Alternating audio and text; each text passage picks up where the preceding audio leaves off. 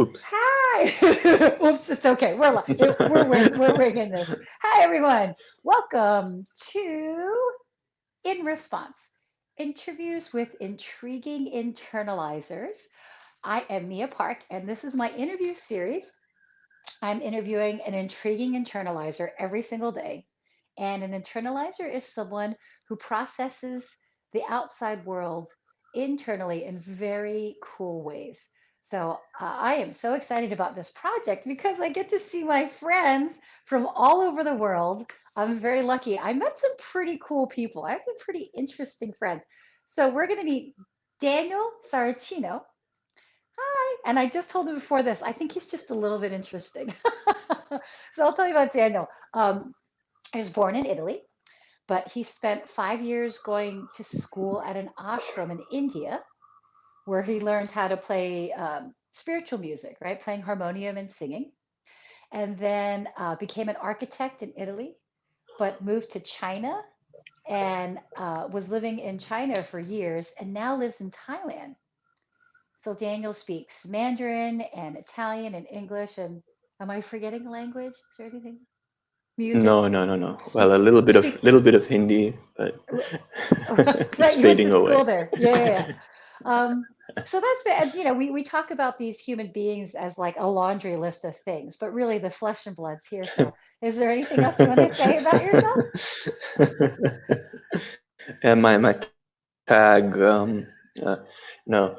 Uh, well, yeah, no. I just wanted to. It's a pleasure and an honor to be here and talk to you and see you after so many months. You said 6 months have passed, and it's just flown away. Um, for me, these past have months have been really a journey, like something special. And so I was planning to make a big move from China to Thailand, and it's been a while. It's been just over a year. Started in January, February 2019. And that was Chinese New Year, and we came here to Chiang Mai with a family, and it was like everything stopped for a second because usually I'm like so busy with my job. I'm self-employed, by the way, being an architect, and it's been very challenging and fun, of course, in Shanghai. But things were kind of becoming a little unsustainable, and so we thought, okay, why don't we move to Chiang Mai? And things have moved on very quickly, and the pandemic kind of was a catalyst to that change. So yeah, maybe we can talk about that a little bit, and whatever else you Yeah, would like sure. to ask. So just to Sorry, let you know, it's all very for like when you're live, you have to be very formal and proper. oh, it's okay. We can be whatever. That's why I want to talk to my friends That's because all. Please go ahead. yeah, I hope the connection I have with my friends can show through this because we have a fun friendship. There So is a lag. yeah, just to let you know, there is a lag for sure. So we'll do our best. Hello?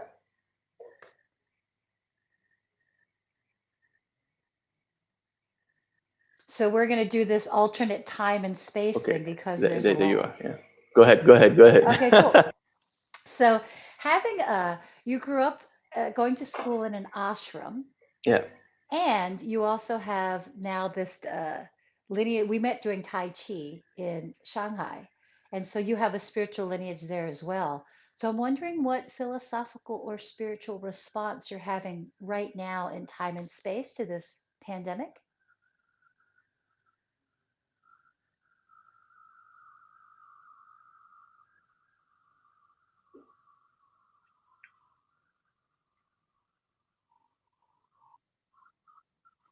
Oh, so we lost Daniel's. Right, right, right. There Let's we are. get right Okay. at it. So, yeah, up to now, I've seen the other interviews, and it's nice how a lot of people bring up. Okay, okay. So it's nice how people talk about the internal and the external, and it's a recurring theme. Um, so for me, externally, it's a period of big change because I'm making a transition from the life in China, which has been for over 12 years now, and it's been an adventure. I came in 2008. Eventually, I set up my own company. Um, uh, Started working in the heart of Shanghai, and where everything is so fast paced and crazy and fun and all of that. And then um, I set up my work, but also my family. I have two kids now, and but I kind of always I was starting to feel that no matter what I did in my professional life or within the family or with like my social life, um, I don't know, the environment in Shanghai, as dynamic and conductive it may be, was still like very within the some kind of how do you say constrained by like a mainstream lifestyle, you could say, which I couldn't break away from. It's like I was trying to do many things at the same time, like work and be with the family and practice my Tai Chi, my meditation, and be a musician. And of course, those are a lot of things, you might say, but why can't one do them all? And a place like Shanghai was becoming a very challenging environment to live that kind of a life. Um, and so, uh, exactly 1 year ago, during Chinese New Year, I thought we were in here in Chiang Mai. Everything stopped, and I thought, well, I can't go on like this. It's not. I'm not in my right environment at the moment. I would like a more conductive environment for the kind of lifestyle I want to live. But then there was a problem. Okay, how do I break away from that life? How do I break away from that environment? I have, all my revenue comes from there, all my friends, all my, you know, so how do I do it? And I started, thinking, and one thing leads to another. Basically, at the end of around in winter, at the beginning of winter um, last year, suddenly my projects start slowing down. My revenue starts slowing down, and we're thinking, okay, is it a good idea to make a move to move to Chiang Mai, because we had bought a house here before. And uh, so then, okay, let's do it. That was the idea, was okay, let's do it, but like how? So then there was a question: are we going to do it like during the Chinese New Year? How is it going to be possible? What's it? And then comes the pandemic, and it's like everything kind of falls into place in a way.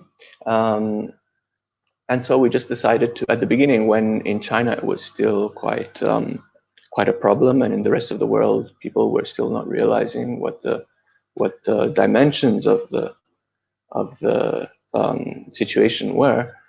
We kind of took off to Chiang Mai and said, okay, we're gonna uh, you know move here for now. So in Shanghai we don't need to pay a rent anymore. We don't need Was to that a pay fast school. movement? Like, did you see the pandemic was coming in and you're like, let's just get out of here? Kinda. I was really pushing because my wife, she really liked our home there and our situation, and she was very reluctant to move. But actually, our rent was also, we had a long-term lease on our apartment, and our rent was coming to an end. So it was kind of, things were just falling into place. And so we made the move. And actually, so you might say, okay, this is actually more of an external situation. What does it have to do with internal? And I should say, the internal endeavor that we pursue in daily life, that shouldn't be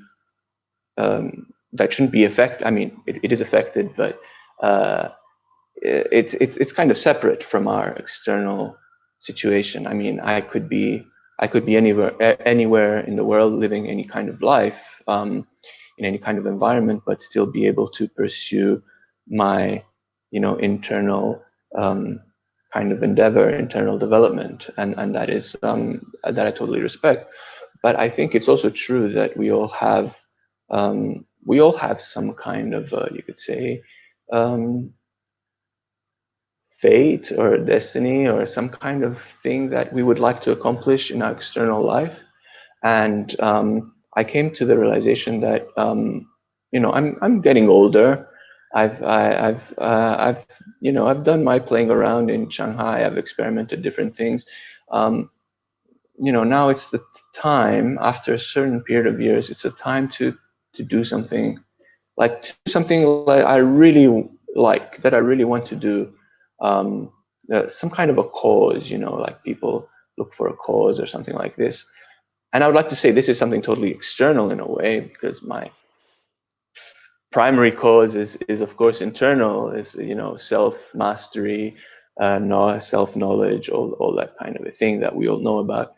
Um, but this is something, you could say, external, but that I hope will be conductive to my internal life as well. So, and what I'm talking about is basically, I would like to set up something that's called an eco village in Chiang Mai. So it's kind of building a different world. Um, so it's kind of building a village, um, which is not secluded from the rest of the world, but has a little bit of its autonomy, its independence. So it's a little bit self-sufficient, and it's in Chiang Mai because Chiang Mai is such an exciting, and at the same time laid back city. So it's got a mix of tourists, but not only. There is a lot of local businesses. It's a real city in Thailand. It's the second largest city, where things on, is full of culture. There's universities, there's temples, there is all kinds of things, and it's very close to all the, like, mainly to the Asian cities, big cities. It's in a direct flights reach. So this is kind of my little personal agenda at the moment, and I'm going, right? and I of mean, I'm going to be there, yeah, I right? know. Yeah, But duh. you're gonna get a house there. I hope. Heck yeah. Um, I love Thailand. yeah. So anyway, I've done a lot of talking. Why don't you say something too? I'm just listening. I'm like, oh, Eco Village, Daniel, architect, he can figure it out. That sounds good. That sounds good. Um, so Yeah. I thank you. I don't know if you actually answered the question. Maybe, I mean, maybe you did. This is Danielle, everybody. So I feel like maybe you did answer the question, because I think I asked if you were having a philosophical or spiritual response to the pandemic. And I Okay. guess that your I'll. response is to create like an eco village. Is that kind of it? No, no, no, no, no, no, no, no, Okay. no, no. Okay, okay, okay. I'll get right at it. So the eco village is just an external move to um, to express something that is internal. And what is that internal thing is, basically, that up to now I feel that I've been kind of concentrating onto myself, onto my own life, onto my own endeavors in life, and especially with the pandemic, I should say, um, I've well, it's not only the pandemic; it's just that, and my situation in life altogether. That I'm realizing that um, well, my environment, my context, the world around me is important, and I should be in touch with it. Um, I'm part of it, so I have the power of, I wouldn't say influencing it, but wouldn't say influencing it. Well, why not? But doing something about it. So up to now, I was like, I would never look at the news, for example. I was never, I didn't know what was going on. I mean, things would filter through, hearsay, friends. But I was completely concentrated on just like, oh, my work, my music, my Tai Chi. Um, and all of a sudden I discover, oh, I discover there's a whole world around me, and things are happening, and sometimes they're completely out of my control, and I don't want it to be like that. I mean, can I do something about it? So I've started, um, you know, because of this eco village thing, which is ultimately a social endeavor.